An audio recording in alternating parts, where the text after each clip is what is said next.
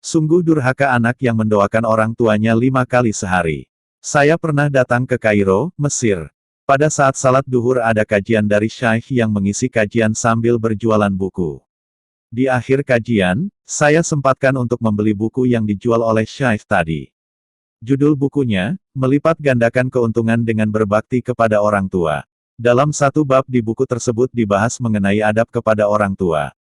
Di mana dikatakan bahwa, sungguh durhaka seorang anak yang hanya mendoakan kedua orang tuanya hanya 5 kali dalam satu hari. Saya bingung, kenapa kita sudah mendoakan orang tua sehari 5 kali, kok masih dibilang anak durhaka? Saya coba balik lagi ke masjid tempat saya membeli buku tersebut, saya tanyakan kepada pengurus kajian di masjid itu, di mana saya bisa menemui Syaikh yang kemarin memberi kajian di masjid ini. Dan setelah saya dapatkan nomor ponselnya, saya hubungi dan kami janjian untuk bertemu di sebuah masjid yang kebetulan beliau sedang mengisi kajian juga. Selesai kajian, saya bertemu dengan beliau, dan saya bertanya, kenapa kok seorang anak yang sudah mendoakan kedua orang tuanya 5 kali sehari, masih dikatakan anak yang durhaka. Syaikh itu kemudian meminta kepada saya untuk membacakan doa untuk kedua orang tua. Dan saya bacakan doa yang biasa saya baca setelah sholat. Robik firli wali walidaya. Stop, kata si Syaikh.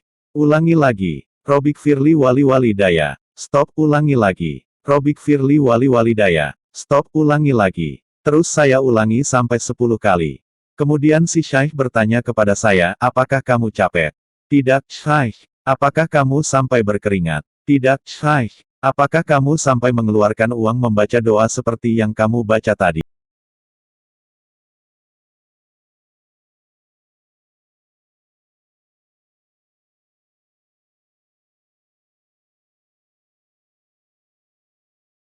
Kamu gak perlu mengeluarkan uang, kamu gak perlu mengeluarkan keringat, kamu gak perlu mengeluarkan tenaga yang besar hanya untuk membacakan doa ampunan kepada kedua orang tuamu.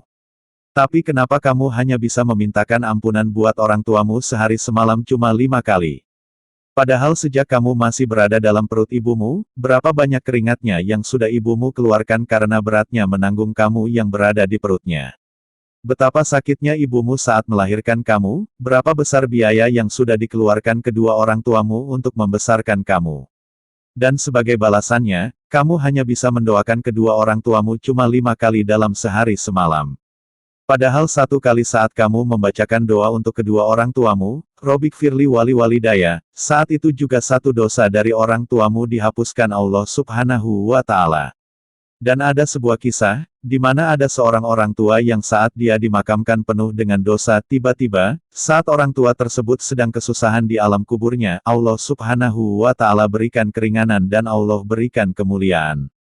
Sampai-sampai si ahlul kubur bingung, kenapa dia diangkat derajatnya seperti ini. Kemudian jawab malaikat, ini berkat doa anak-anakmu. Masya Allah. Sekarang, apakah kita masih berat untuk membacakan doa untuk kedua orang tua kita sehari lebih dari 50 kali? Jangan lupakan doa untuk orang tuamu di Ramadan ini. Syaikh Muhammad bin Sholih Al-Utsaimin rahimahullah berkata, seyogyanya para penuntut ilmu menjelaskan kepada orang awam bahwasannya jamuan malam untuk kedua orang tua di bulan Ramadan bukanlah segalanya.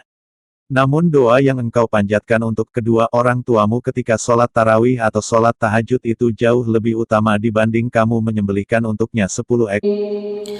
Wa qada rabbuka alla ta'budu illa iyyah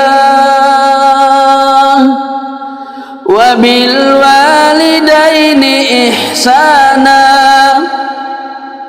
إما يبلغن عندك الكبر أحدهما أو كلاهما فلا تقل لهما أف